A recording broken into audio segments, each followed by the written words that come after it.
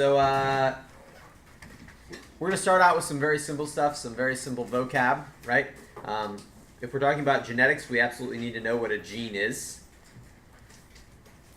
And we know that genes are part of chromosomes, so it's part of a chromosome.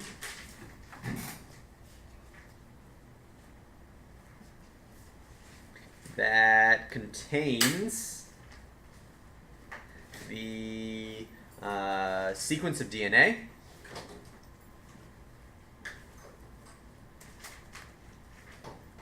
That codes for a specific trait. Okay, and so this term here, codes, while useful and we understand what it means, I want to go a little bit deeper than that to talk about, okay, what's actually happening? Well, if we know that this is DNA, DNA is going to then be transcribed into mRNA, and the mRNA is going to be made into proteins. So what we're actually saying here is that this part of the chromosome contains a sequence of DNA that has the instructions for making a protein, right? So we can say that sequences of DNA contain instructions for producing proteins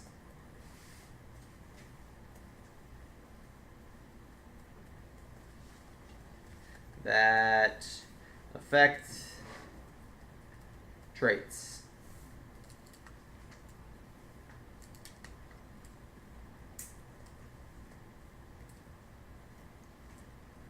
Okay, so when we talk about a gene, we are going to talk about that gene in the specifics of a trait. Okay, so I said that this is a crappy example before, but I'm still going to use it, right? And it's just easy to talk about, right? So we're going to do hair color as our example.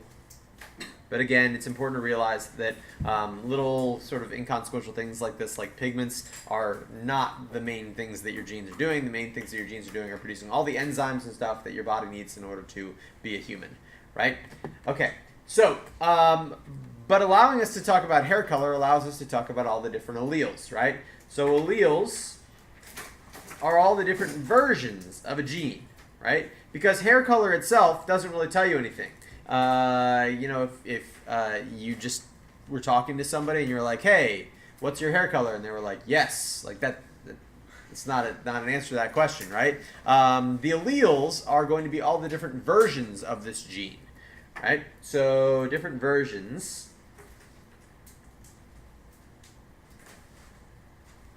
of the same gene. Okay? And the interesting thing about this is the reason why there's different versions of genes is because the proteins that are being produced are slightly different. Okay? So we can say that slight changes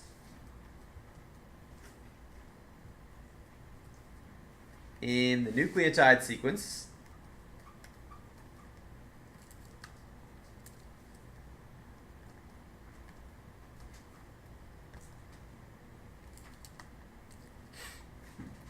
of the DNA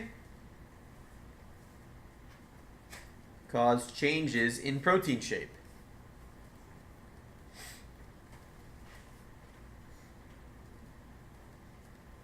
And if the protein is shaped in a different way, that means that it's going to have a slightly different function. It's going to act differently, right? So the example of this is brown hair, that we would denote as hair as the gene, right? Hair color, so big H, and then a subscript that has whatever the specific allele is. So H big B, like that, would be brown hair, versus red hair, and that red hair would be denoted as H for hair color, because it's still the same gene, that's denoted by the big H, but this one is going to be lowercase r. Okay, and so when we do this, the big H, the first letter, that's the gene that we're referring to. The second one is the allele, the subscript. And this allele happens to be capital for dominant. And then this allele down here is lowercase for recessive. And we've talked about this before in the specifics of brown hair versus red hair, that if you were to take a Crayola marker, right, and you were to color on a piece of paper that was, color a line that was red, and then take the brown Crayola marker and color over it, the resulting color is brown. It's not red, right? There is a chance that you'd be able to hold it up to the lights, you know, just right, just correctly, and see that there was some red behind it, right? Very similarly to the way that people with brown hair, if the light hits their hair just right, you might notice a hint of red in their hair, right? Because they might have a red allele and a brown allele, right? And that means that their hair would then be mostly brown, but a little bit of red, right? Does that make sense? Okay, red and brown are very similar to one another. Okay, it's the difference of maybe one wavelength of light that gets reflected more in red, but it would be absorbed in brown.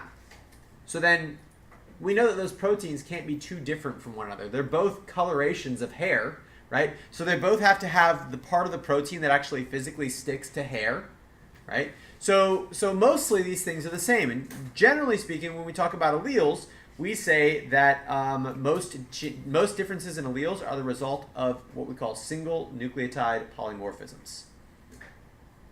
So most differences in alleles are the result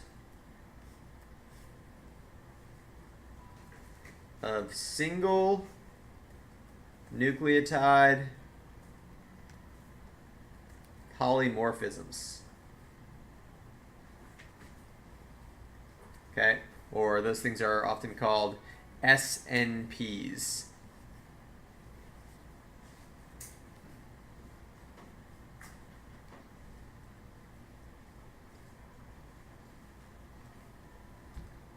Okay, these SNPs, these single nucleotide polymorphisms, mean there's only one nucleotide that changes.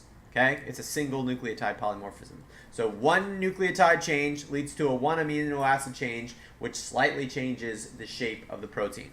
So one nucleotide is changed, which changes one amino acid in the protein.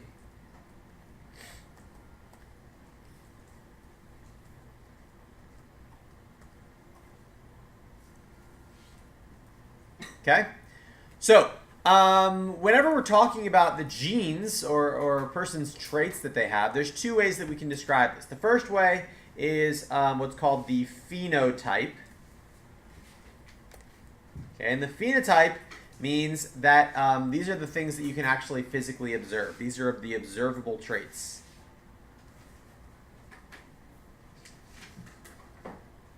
That a person has. Okay, so if I can look at you and say, yeah, you got brown hair, I would say that your phenotype is brown hair.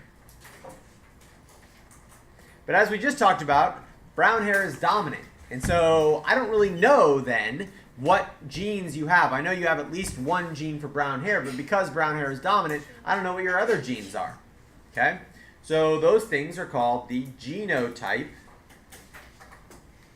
And the genotype refers to these specific genes that will, or the specific alleles rather, that will cause a person to exhibit a phenotype.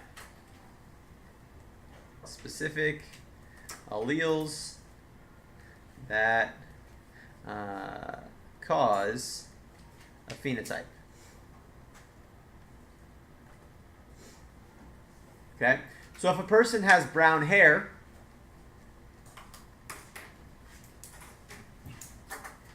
I don't know if their phenotype is hair brown. That's two copies of the brown allele, so that's, you know, for sure going to be brown. But they could also have hair brown, hair red. And because the red is recessive, I might never know that that recessive trait is there. Okay? Because we got a brown one and a red one, but the brown one is going to cover over the red one. Right? So the genotype is where we know the actual alleles, but the phenotype is just where we know the result of those alleles, which is brown hair. That make sense? Okay. The way that we describe these two different things here is either going to be homozygous or heterozygous. If something is homozygous, that means that both of the alleles are exactly the same. So 2 copies of the same allele.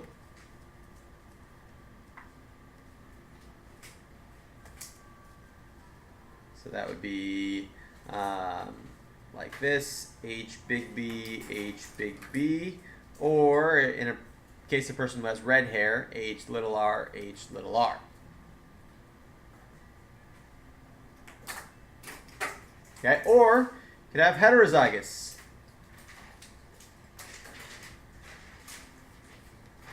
Heterozygous means that the 2 alleles are not the same. So 2 different alleles for 1 gene. So again, in our example up there, we had a brown hair person that had 2 different alleles, right? They were H big B, H little r.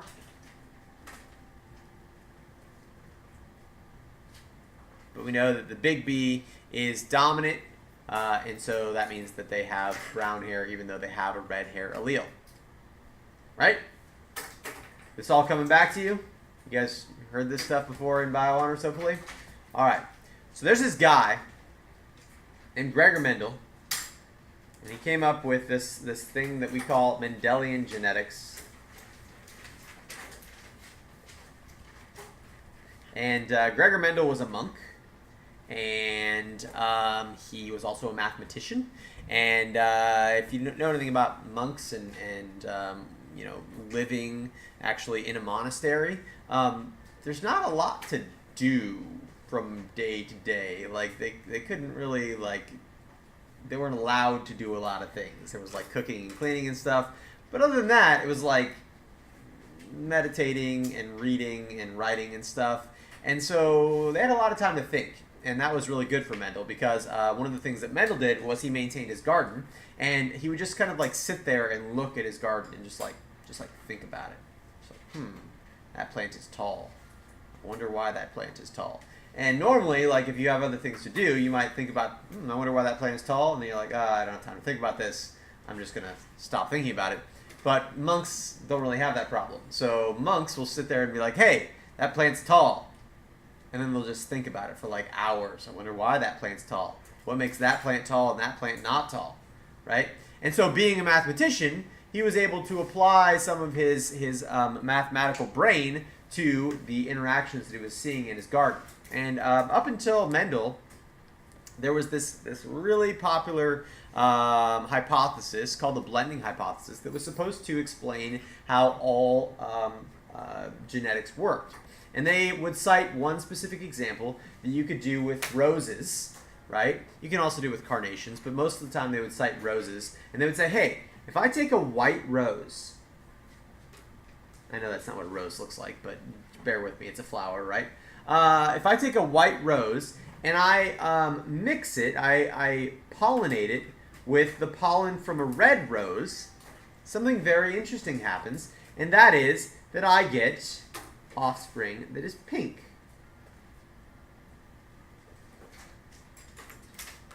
So they said, okay, if white plus red gives me pink,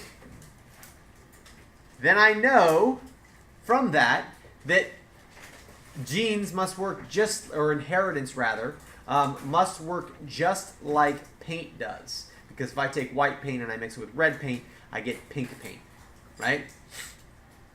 So Mendel, having a lot of time on his hands, was like, I'm gonna try this out. I'm gonna take a white flower and I'm gonna breed it with a pink or a red flower, and I'm gonna get pink flowers.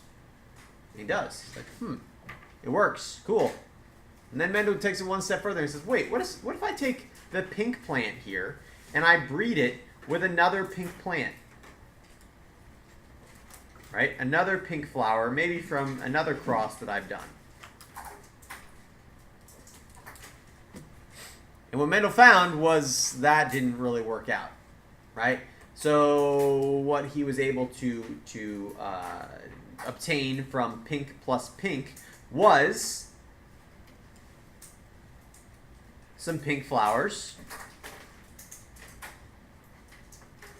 but also some white flowers, and also some red flowers. Okay? Specifically, what he found out was that 50% of the offspring would have pink flowers, 25% of the offspring would have white flowers, and 25% of the offspring would have red flowers. He says, I don't know about you guys, but when I mix white paint with red paint, it's pink for good. I can't get the white back. I can't get the red back. It's always going to be pink. So what are you going to say about your blending hypothesis now, right? And so he wrote a couple letters, and they were like, stop talking. We don't want you to talk about this because this blending hypothesis is working for us right now. So if you keep bringing this up, then that's going to really mess up our scientific research, right? And that's stupid, right? You don't want to like get things. These people that were backing the blending hypothesis, they clearly knew that this doesn't work because the way that Mendel referred to this was he called this the parent generation. He called this the F1 generation, and he called this the F2 generation. And so he would say, look, your blending hypothesis works just fine for the F1 generation, but it can't explain the F2 generation. And they were like, shh, it's fine. Just don't talk about it, right? And so that was what spurred Mendel on, was that the blending hypothesis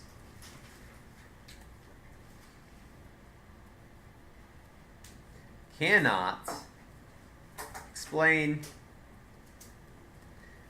the F2 generation.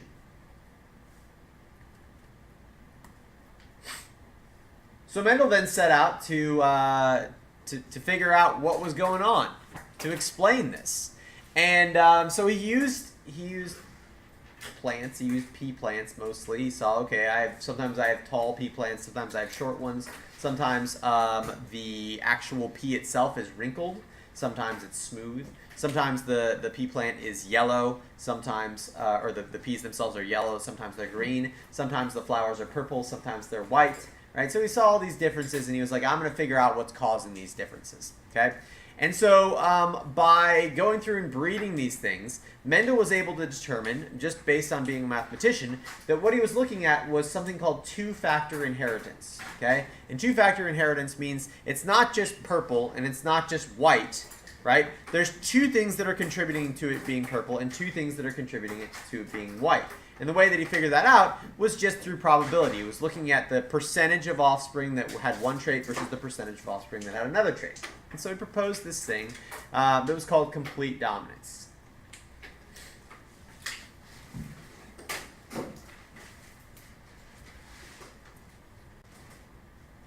Okay? And so Mendel's idea was that incomplete dominance, even though it was two-factor traits or two-factor inheritance, there was this concept that if you had one of one trait and one of the other trait, that one of them would be completely dominant over the other one, and it would express the same phenotype as the one that had two of the dominant traits. Okay? So he said that plants,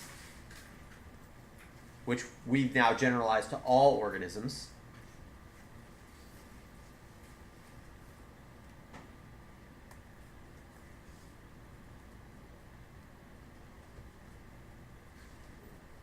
can show the same phenotype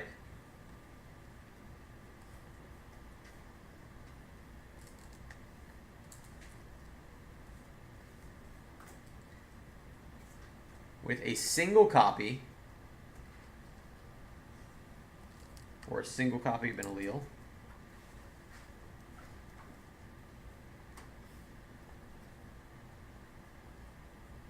or with two copies of it.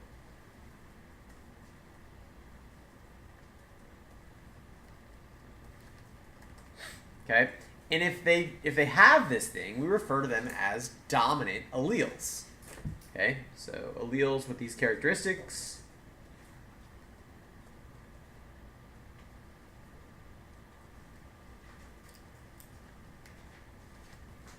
are called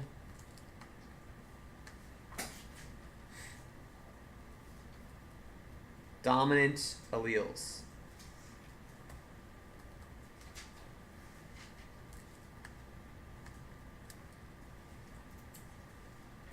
And the most painstaking part of all of Mendel's experiments was he needed to figure out which plants had two alleles that were exactly the same. And he always referred to these as true breeders.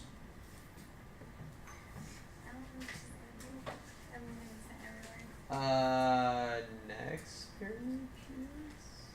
Yeah, next period. Do you want me to go through next period? Yeah. Okay. Okay, so we can say that there were these things called true breeders.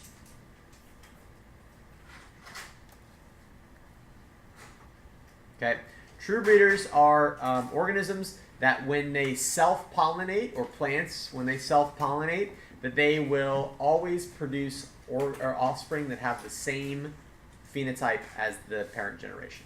Okay, so we can say these are plants that when self-pollinated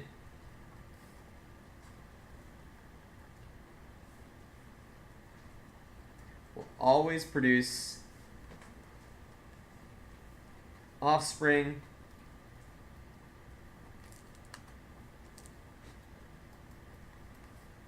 with the same phenotype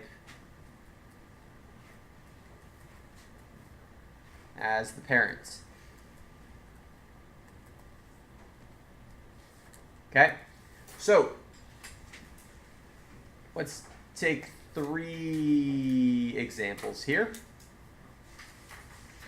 And let's say that in these examples, big T is going to be tall plants and little t is short plants.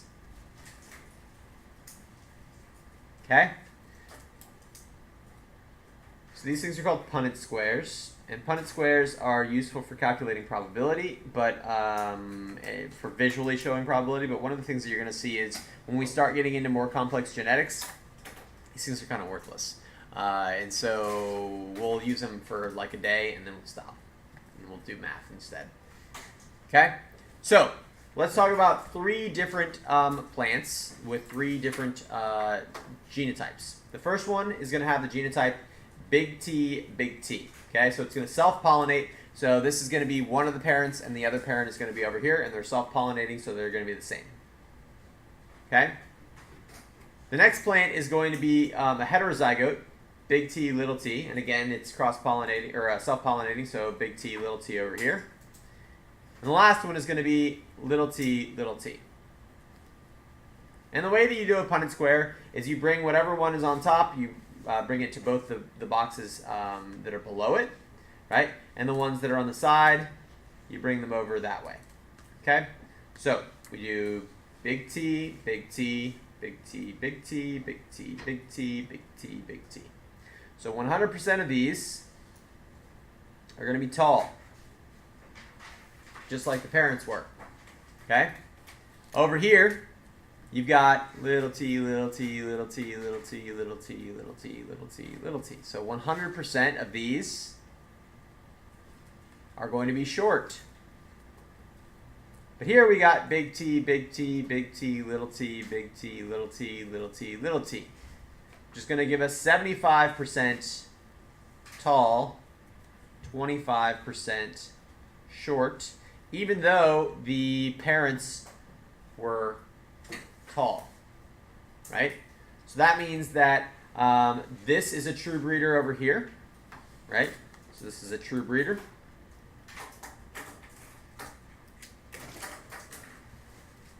And this is a true breeder.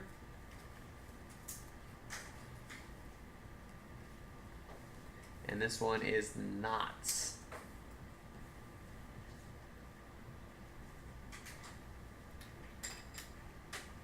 Not.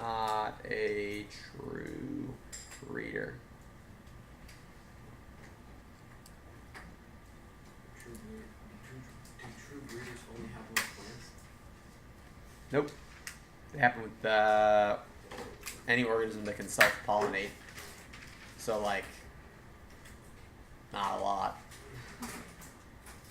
Some ringworms can self-fertilize. Most animals, though, have mechanisms that prevent self-fertilization. So, mostly in plants. Okay. So, when Mendel was doing his experiments then, all he had to do was find two true breeders that had different traits, right? And then he would just cross those two.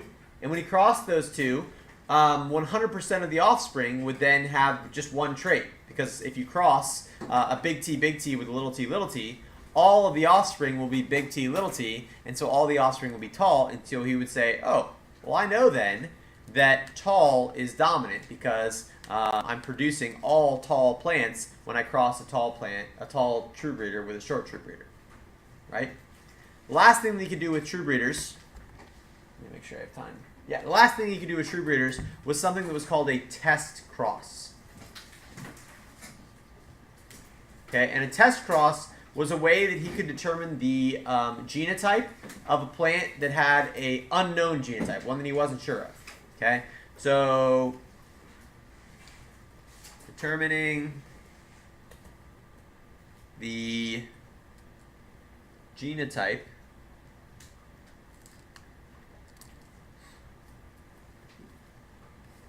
of an unknown plant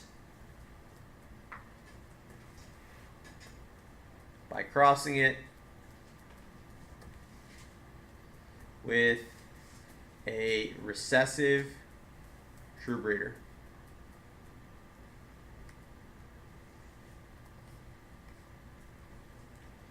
Okay, and that would lead to two possible outcomes here. We're always going to cross with a recessive true breeder, so we're going to end up with little t on this side. That's the recessive true breeder. And then it could be one of two. If it was tall, it could be one of two different things. It could be big T, one of two different genotypes, or big T, little t. Okay, so in this instance, we end up with this. And in this instance, we end up with this. So this is 100% tall, and this is 50% tall, 50% short. And so just by doing this one experiment here, he could determine what the genotype was of a plant that he previously didn't know the genotype. If he ended up with these results where 100% of the offspring were tall, then that would tell him that it must have been a dominant plant, a homozygous dominant. But if he ended up with one that looked like this, where he ended up with 50% tall, 50% short, then he knew that that plant must have been heterozygote. If there's anything that Mendel gets criticized for, it's that he his data was not really that repeatable. You couldn't go back and do Mendel's experiments and really get the same data. And so it's kind of thought that once he came up with this idea of dominance, that he sort of fudged his data. If anything didn't work out, he would just like throw those plants away. Because a lot of his data was just like a little too perfect. He would end up with like 50-50 ratios exactly, and like 75-25 ratios exactly, and that doesn't really happen unless you have massively large samples. So, but for the most part, I mean, this is tried and true. It's been tested millions of times now, and it works out, right? Questions? Tomorrow we'll talk about the in-depth extended Mendelian genetics.